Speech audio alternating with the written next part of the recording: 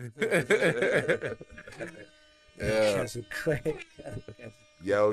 Yo, what's We going back. on? Another episode, another banger. Episode 120. We All Set podcast. Your boy Rich. I'm here. I'm in the building. I got my brothers with me. You already know, Free. I'm here, Uncle Free. Holla at me. We got a very, very special guest today. A old friend, a big move out here in the A. My brother Cash is here. Cash, introduce yourself to the people. Yo, what up? Yo, listen. First and foremost, special shout out to my brother Free and Rich.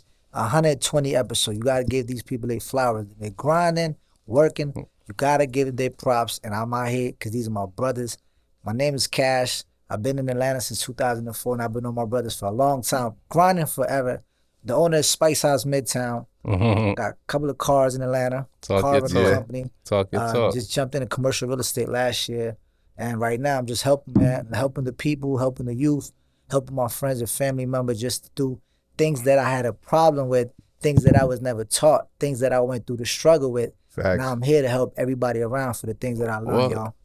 I like what you're talking. So let's start right there. Let's take a deep dive into what you got going on in Cash. And you just tell the people, how did you get to Atlanta? You know what I'm saying? Where you from? How'd you get to Atlanta? And how'd you get to doing what you got going on right now? For sure, yeah. So my stories, man, listen, Jersey City, New Jersey. I'm from Jersey, just like my man Rich. You know, he's from my a little bit my way.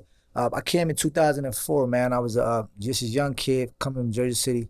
Family of 5. Mom used to be a stay-mom home. My dad used to be a super worker. Rest his peace of soul, man. He passed away in 2010. But you know, I came to Atlanta in 2004, and I got into a little situation in Jersey, just as a young kid. You know, got caught up, and my lawyer told me to come to Atlanta and just kind of get away from everything that I was doing. So God gave me opportunity. I came in Atlanta in 2004, and then I started working in Lenox Mall as a valet.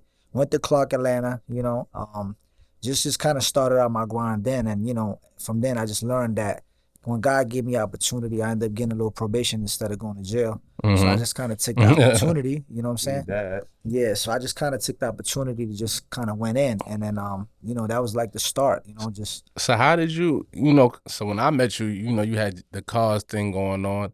How did you go from the valet to renting out your own high-end luxury cars? Because back in the day, Cash used to be the dude you go to, you know, dudes in the street, or maybe your credit wasn't right. He'd get you in that exotic, you know what I'm saying, that you might wouldn't be able to get in, you know what I'm saying, because your credit not right or your paperwork not right. So how'd you get into the car game? So it's crazy what you just said. Mainly, when I was in Lenox Mall Valet, you know, of course, the first thing when you come to Lenox at that time, 2004, coming from Jersey, you know, we ain't had cars, we ain't had Rolls Royces, we ain't had Lambos and Toys, you know.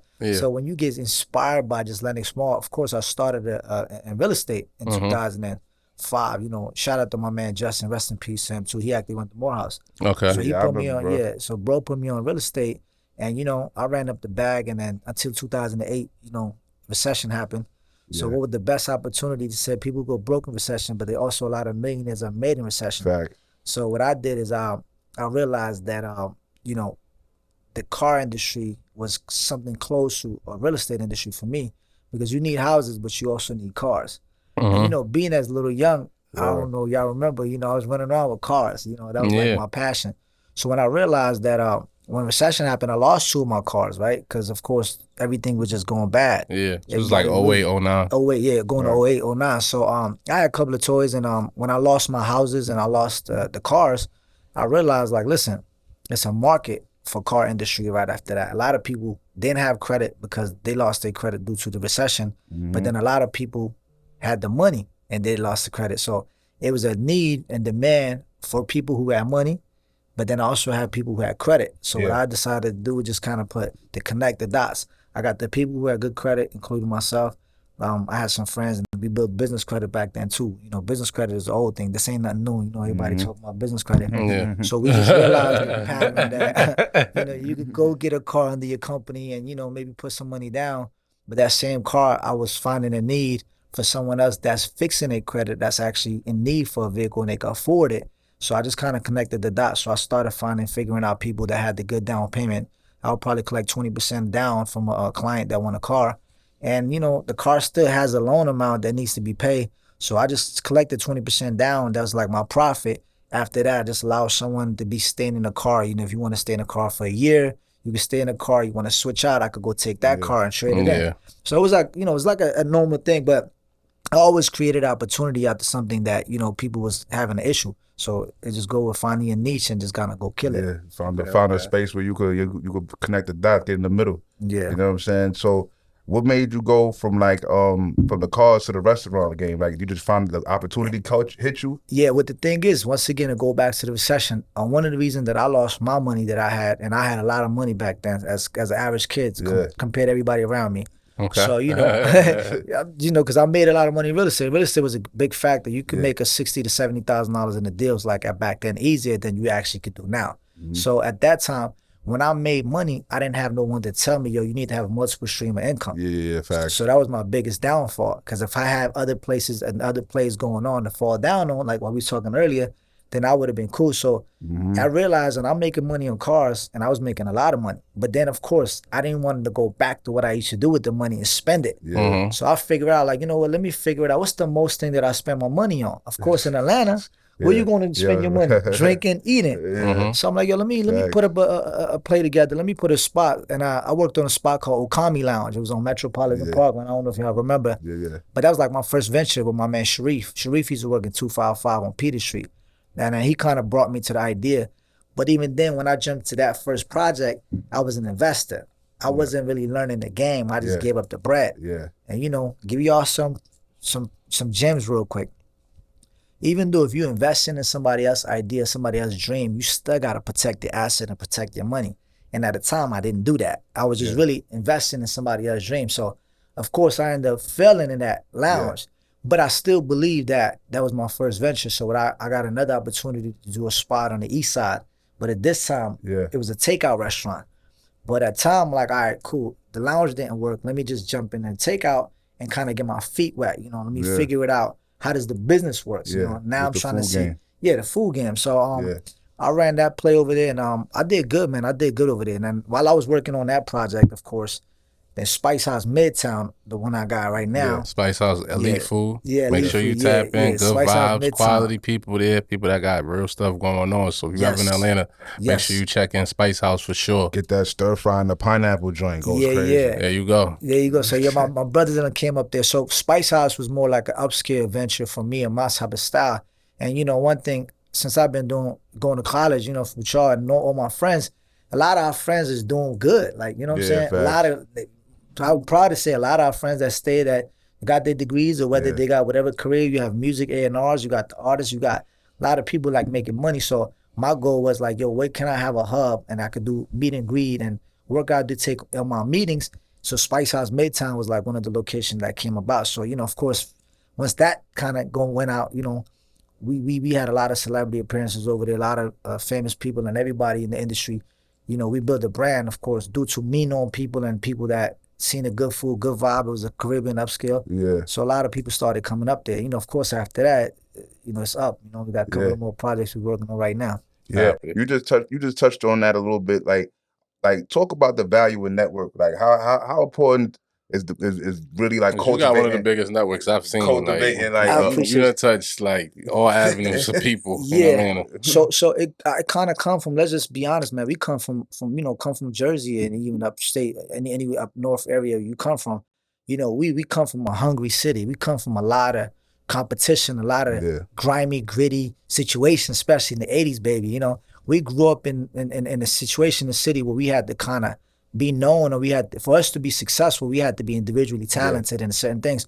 So first coming in Atlanta, you know, when I came in Atlanta working at Atlantic Mall, the reason I started real estate was because I understood the value of people. I understand in order for you to get to a success, you got to get in rooms. In order for you to be successful, you got to get around the people that's successful. You know, that's one thing that I realized early in Atlanta. So I started working. I was real talented when it comes to talking to people. I was always curious about what business is that I need to be involved in. I wanted to know what someone did that was successful. So, you know, that's just our curiosity where we from.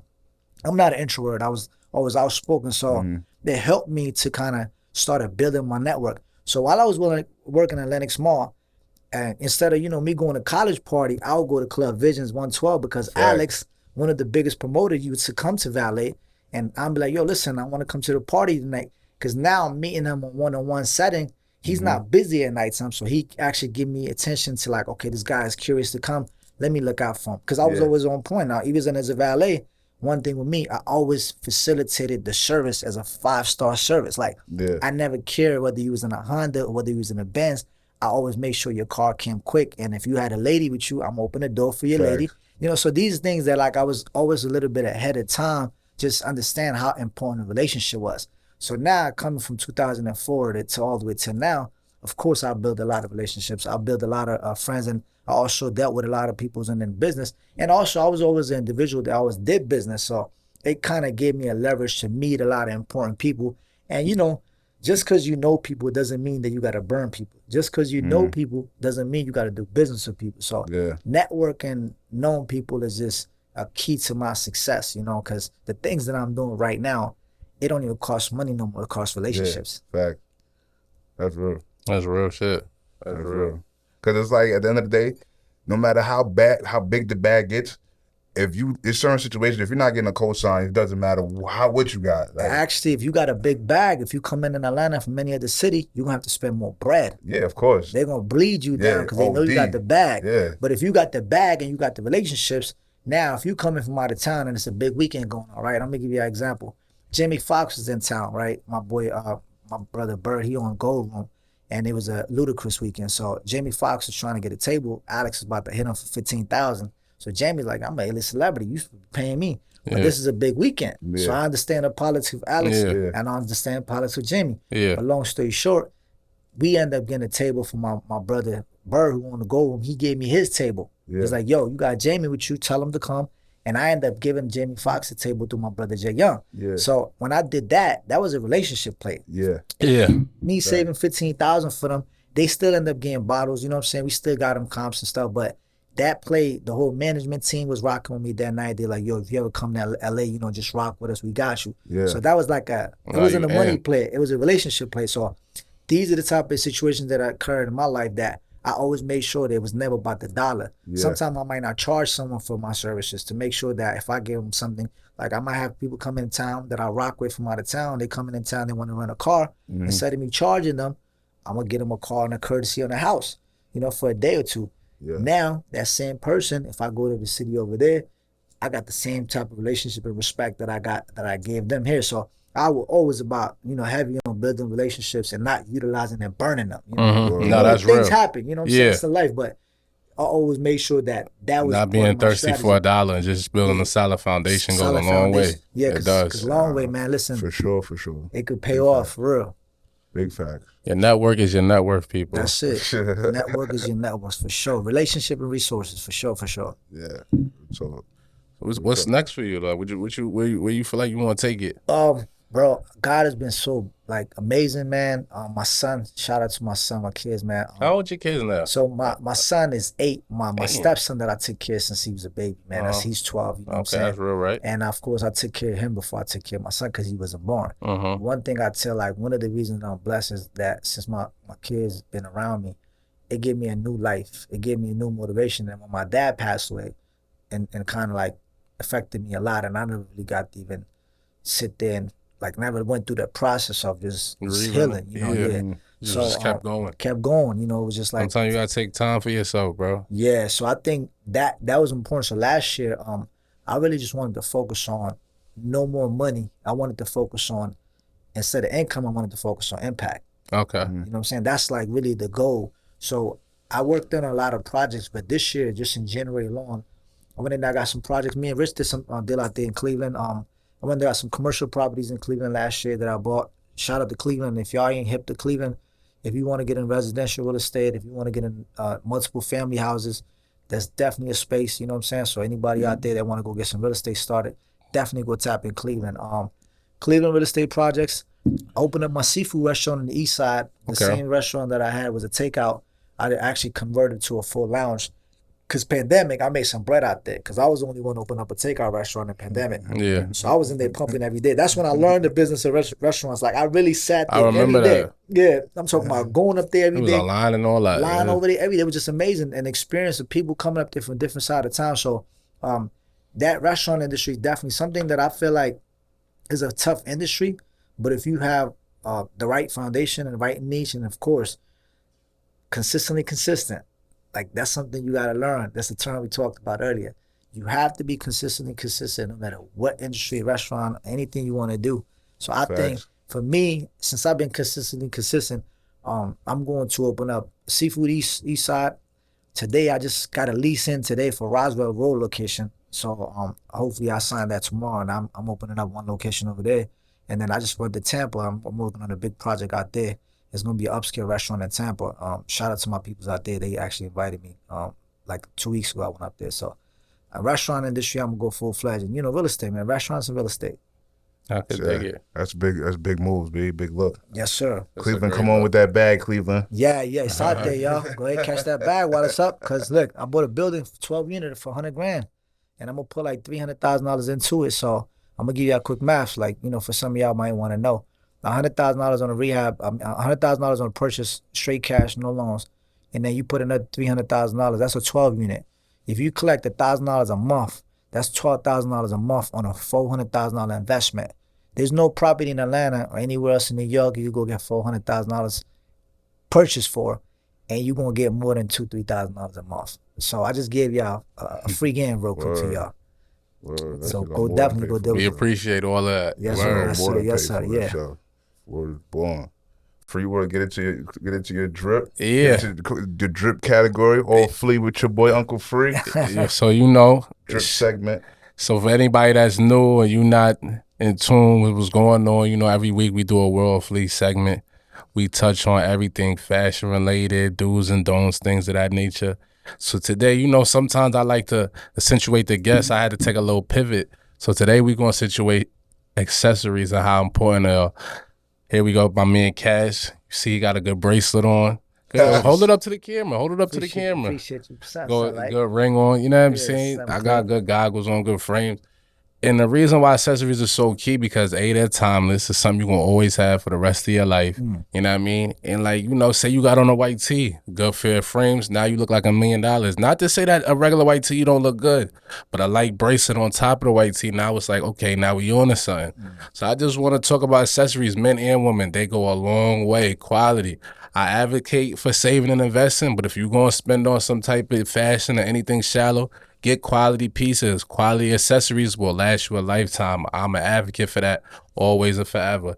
So that's your World Flea segment for the day. We're going to pay some bills, and we're going to be back with you in a few seconds. I can't lie, though, Free. The white tea is cooked, B. The white tea is cooked. You had to get that out. The white tea is cooked. Yeah, what if it's 100 degrees, bro? Yo, you still buying a pack of Polo Tees? Like, yo, that's an light, undershirt, bro. I'm not undershirt, listen, I'm not against the white tee, bro. If Rich is against the white tee, I'm not going to knock nobody with a clean white tee when it's summertime. God damn. He's tough. He spoke on his truth. He spoke to how you feel, man. I mean, he respect it. Listen, I'm not. If your white tee clean, don't just one time wear. Listen, one time wear for sure. One time wear, don't drag it. No, you can't do no 2-time wear for no tee for sure. I guarantee. Pack up the pack of Polo tees, B. We coming back though. Second half, we gonna tap into the culture. Karisha getting pissed on and shit like that. Yeah, jeez, Louise. Leave it at that. Kels is back.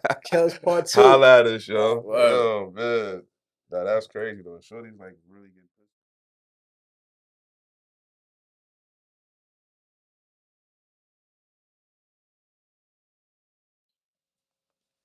All right, y'all. We back. Second half. You already know we pop off every second half of every episode with elite scumbaggery. If you don't know what elite scumbaggery is, it's when somebody's a slime ball, but they pull it off in such an epic way that we got to give them props. It's elite scumbaggery. This week's elite scumbag of the week is none other than your man George Santos. Oh wow! If you're not familiar with who George Santos is, he's a Republican congressman and a legislator or something from New York who basically went total false identity to become the elected official. He lied about his whole background, his education, where he's from, everything. He used to be a cross-dressing drag queen in Brazil. Facts. Wow. He got wild, crazy campaign bread from out of clear blue sky. mad 6-figure donations out the clear blue sky, and now he's elected official. And he just standing on 10 toes. That's an elite scumbag. Yeah, that's an elite scumbag. He's standing one of the best to do it. He got caught lying. He's standing on 10 toes. He's not answering no questions. He's in the building. They can't get him out of office. Okay, he's jumping out. Right. He's different. He's elite scumbag. Shout out to George Santos. He's definitely a sleazeball. Dress how you want to dress, my boy. Yeah, he's in the building. He's in the building. He's in the building. He forced his way in the building. Like there's no telling where that bread came from. He's definitely bought and paid for, and it's spooky out here. Copy. Sure. Let's talk some culture. Yeah, let's get into it. Your girl, Karisha. That's your girl. You down with Young Miami? Yo, Rich was promoting City Girls. Do not let him fool you. He was definitely like, yo, I'm down with it. He was definitely rocking with Young Miami. He was like, I'm feeling her energy. I was feeling her. She hold it down, JT. You know that jail thing. She was real right. She was real right. And then now it's just going left, bro. She got with Puff. She lose on her marbles. Now she's running around telling everybody she like to get pissed on. I don't know what's her. Where's she going? Do you like pissing on joints? No, I mean it's not my thing, B. I pissed on the joint, but it wasn't like I didn't volunteer. Like it wasn't my choice to piss on her. Like she asked to be pissed on. Like, what about you, Cash? You pissed on a joint? Never. Yeah, but you know what's crazy? What you just Rich said. It's crazy. It got to be a joint thing. I don't think it's niggas that definitely out here asking to piss on a bit. That don't really do nothing for me. I don't know. It's not like a thought that I want to do it. Before you drank a bunch of liquor, now you pissing on the joint and this shit. Yo, bro. Now you smell like piss. I literally had a joint. You smell like piss. I literally had a joint follow me in the bathroom, and when I was going to go piss, she went mouth over the toilet bowl. Like piss in my mouth, son. Oh yeah. I was like, wow. Yeah, you know, Rich got some crazy joints. Rich is a freak, nasty nigga. That's what you didn't know. See, I got out of the joint. Rich is a freak ball. I'm just telling you what happened. He gets nasty. Look at his beard. Look how he play. You know he get nasty. I was like, getting crazy. I had to do it though. I think is that where we're at now? Like with the celebrities, it's like, let me see what I can say. That's the most egregious thing ever. Kevin Gates need to be locked up. He says egregious shit. Gorilla says she eat food for niggas nothing in it. It's just a lot. Like I'm not knocking nobody's sexual preferences in the bedroom, but like I think some things is better off unsaid. You know what I mean? Yeah, I think they're just trying to see who could say the craziest shit at this point. Like, I think that's what it is. I think they're just trying to see who could come out wild crazy, and then still let's see if we can go viral. That has something to do with that. Look, we're talking about it right now. Of course. Exactly. We're talking about Diddy probably pissing on Shorty. I don't know, but I miss the old celebrities when it was like a little mystery to them. Like, I don't need to know everything. Like just go make the music. Yeah, I mean, it's getting crazy now. Like if I know your favorite color, that's cool. I don't really need to know like behind clothes because now I'm not looking at you funny now. Yeah, we're gonna start thinking different. Ruin a mistake. Yeah, because you like them for their music, but then you like, hold up, bro. Like what type of time is you on? A little. Yeah, he's a little different. A little off the rocker. Man, Ye back outside, remarried, white joint. How you feel? You want to get into that? I think Ye just had bro. People got to keep moving, man. Yeah, nah. You can't sit still because you need your insanity, man. Sometimes you need a woman to push you out, push you in, and push you out. Somebody push you in, somebody push you out of that. So I think it's good to him to move on his life. You know what I'm saying? He's still young, got a career. And I think he good money. I think he needed that. Yeah, I'm happy for Gates. Yeah. Leave my man alone. He minding his business, man. Yeah. At least he minding his business right now. So if that's the business he got right now, let him rock out. She might calm him down. Word. She might be a new handler. I don't trust it. Yeah, you never know. It's dangerous. they got Ye back under mind control. She might be a new handler. I don't trust it. Ye got him a get out situation. Yeah, you just never know with Holly Weird. Know.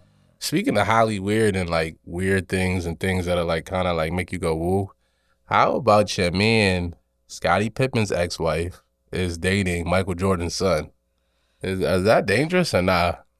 And they like pretty serious. What's up with Shorty, bro? She's just like a loose out of pocket whore. Like what's up with her, bro? You talking about Scottie Pippen? Yeah, his wife, his ex-wife. But that's what I'm saying. But now you talking about what's up with her? It's Scottie Pippen ex-wife. All right. You already know it's Scottie Pippen. Scottie Pippen got his ex-wife. If she want to go deal with the young dudes, that's disrespectful, first of all. Exactly. You already know. But Michael Jordan's son, I think we got to check him. Who, Mike? Nah. Or the son? Nah. I mean, I'm not mad at the son. I'm not mad to I would have to be respectable to my OG. Like, Scottie. But see, that's so now I'm glad you said that because what you were saying, you feel like he should be respecting his OG. Yeah, for sure. But maybe, so there's been a little rift with Mike and Scottie. They ain't been seeing eye to eye. So maybe that might have been part of the catalyst. Like, he's like, yo, fuck Scottie. I'm taking this joint down. At the end of the day, your wife got was a problems loose with my out of pops. pocket whore. She been a loose out of pocket whore, fucking mad niggas for a minute, bro. I'm not about to sit here and wake up and have to show you mad respect when this joint been a whore. Like, come on, son. Like, you bugging out, bro. Yeah. I'm doing what I want with this joint, bro. Why won't she get rid of her last name? I know he'd be irritated. Like, oh my God. I think she won it in court or something like that. Like, once they win your name in court, it's a dub. Like, he's so dread. Like, oh my God. What about the son? What is the son thinking? The son is like 22. He's in college. He in the G League. He in the G League. He fake lit. Yeah, he in the G League. Matter of fact, he played in a game recently for the Lakers. I just seen him on the floor. Oh, he's playing. Like, he's actually decent. He's not like, Bronny with the fake All-American. Oh, wow. Listen, I'm not mad at let me. Bronny slander was crazy. Nah, we're not gonna slander Bronny. He just slid that in there. Shout out to LeBron and shout out to black people taking advantage of nepotism. Like, we all need to practice that more. You know what I'm saying? So I don't have no problem with LeBron and whatever connections he made to make sure Bronny is elevated to a certain extent. But I don't know if he was McDonald's All-American worthy. That's just me. I'm not knocking it. Maybe he was. Maybe I haven't seen enough film. But back to your man.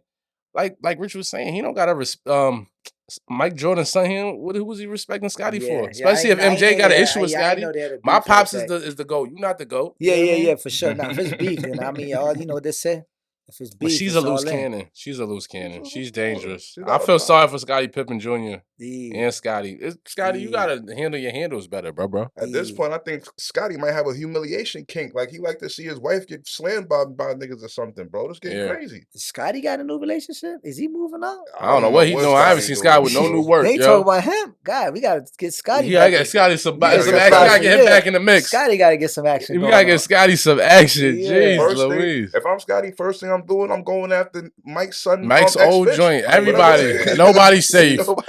Mike's first black wife, whoever. I'm on helmets. I'm taking shit down. I'm not. There's no holds barred now because I see us. You know what I'm saying? Y'all not playing fair. So now I'm not playing fair. I'm clapping cheeks. I'm going crazy. It's more 94 Scottie when we went to the Eastern Conference Finals. Like when MJ wasn't playing. I'm on that time. Yeah, I got guys. You know what I mean? Oh, man. Word, man. We're gonna stay on sports. We keep it brief. Your man Joey he's still here. He's still in the playoff. The Bengals. Joseph the Great. You already know, bro. The GLAs. He got packed up. I just, you know what? Can I take a moment of silence for Tom Brady's career? Okay. You feel me? Man. He gave us a lot. He gave me a strong run. I trusted you. I believed in you. You gave me great moments, Tom. I love you. But never ever touch the field again. Ooh. Don't you dare play next year, bro. You done? Pack it up. It's time to pack it up. Pack it the fuck up. What about Aaron Rodgers? He got to get packed up? Nah, he got 2 years. He got a couple years left. He got 2-3 years left. Aaron Rodgers still playing. He got 2 years left. Yeah, he got 2 years left, but he doesn't care enough anymore. Everybody out there bullshit. Yeah. Real quick, Super Bowl predictions. We got the Eagles, the Niners, the Bengals, and the Chiefs. It's the Eagles. All the way to the chip? Eagles. Okay. Eagles definitely. I like Joey B. You like Bengals for the chip? Yeah, I like Bengals. I just feel like Joey B is unflappable. He's here. He's ready. Patrick Mahomes got a broken ankle. I don't know what he's going to be hobbling around. Is this shit broken? It's high ankle sprain. I don't like it.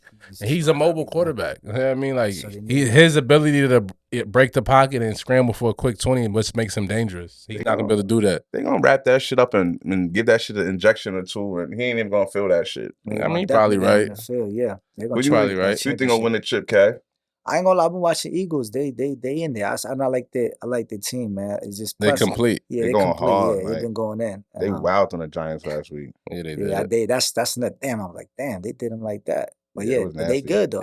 Yeah, I mean, I'm not. I think the Eagles are going to definitely beat the 49ers. I'm sick of the Brock Purdy train. Yeah, 49. But I seen the last game with the 49ers with the Cowboys. And I was watching like, all right, cool, damn.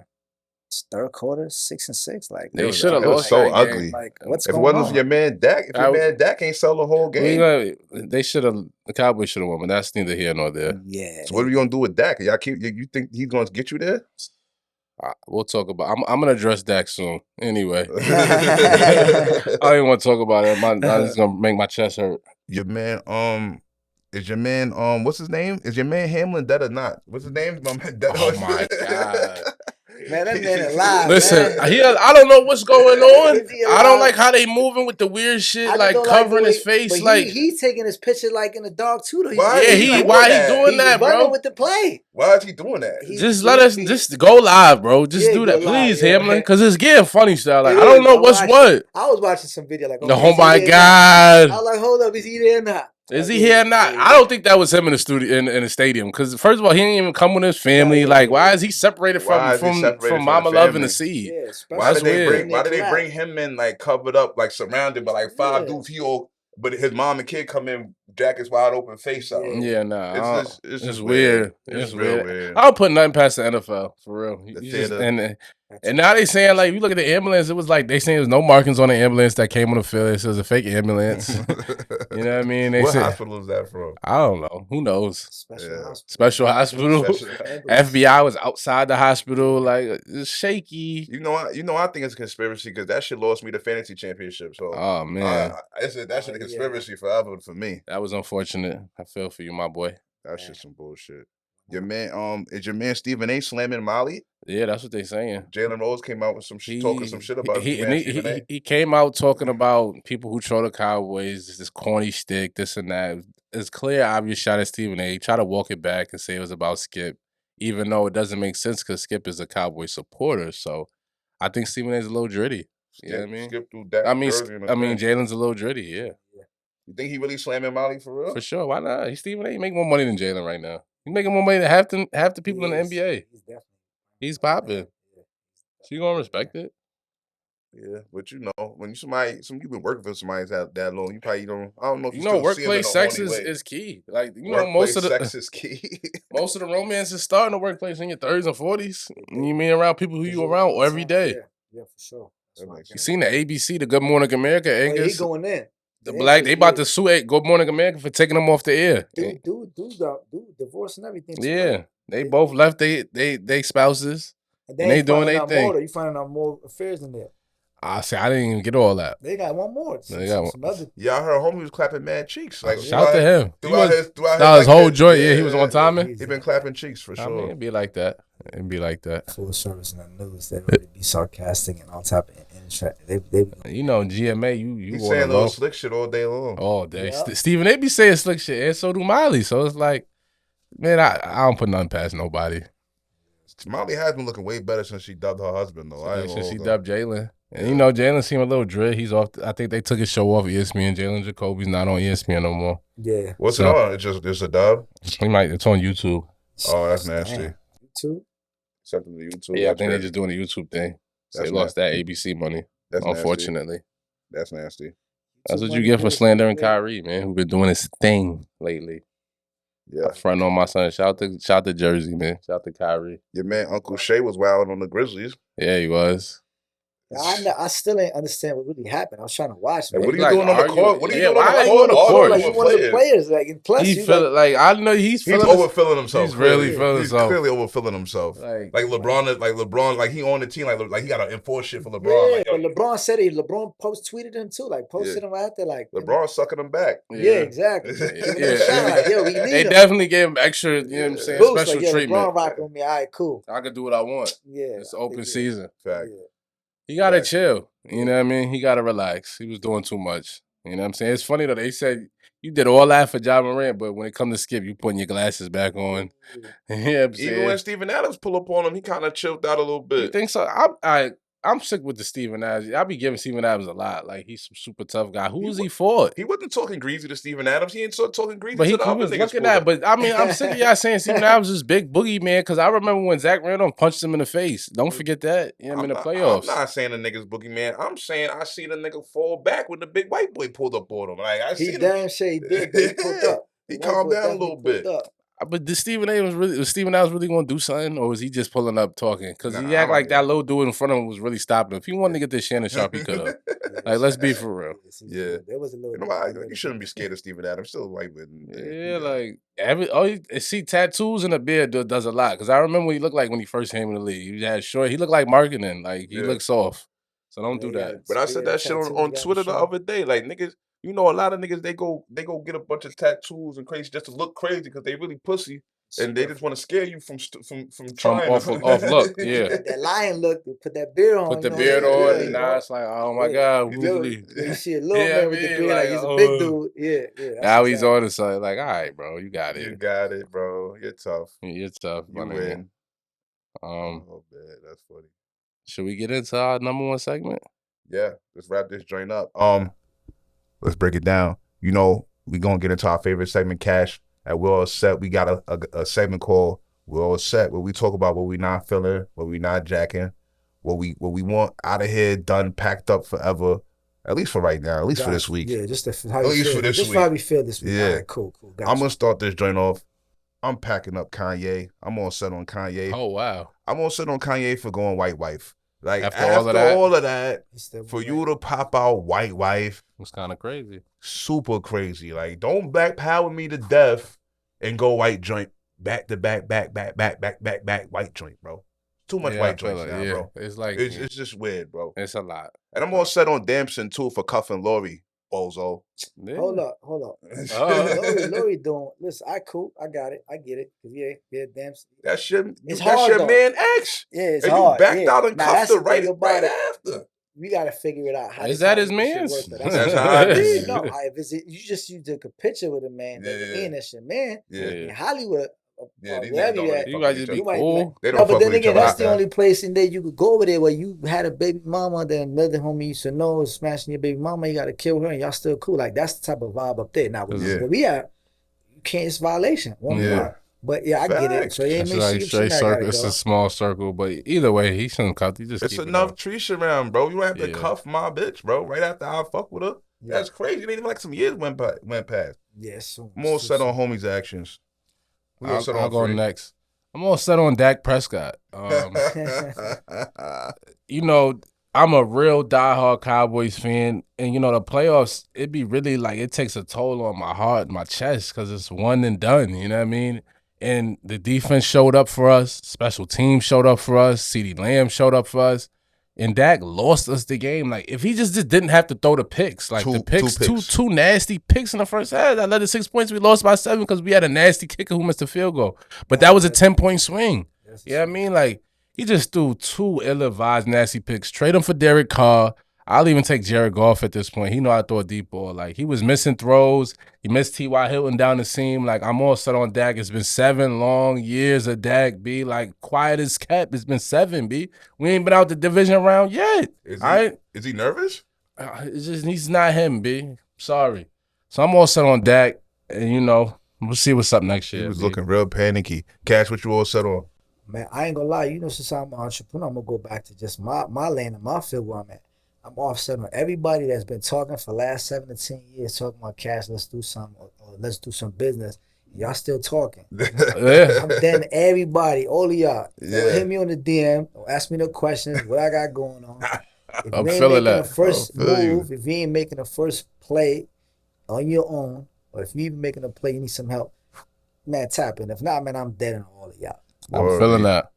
Work the plan, B. Enough planning, enough ideas, be execution, man. Execution over excuses, man. All day. I'm feeling that. That's I'm feeling that. So that's my thing. Execution over excuses. My man, Cash, thank you for pulling up, bro. Appreciate you, my boy. Appreciate you, bro. Thank you very much. Appreciate you. You already know, man. Make sure y'all subscribe, comment, like all that good shit, bro. You already know. We appreciate y'all. Appreciate everybody that hit up, show love and all that. 120. Need the public action, man. Go comment out loud, man. There you go. Holla.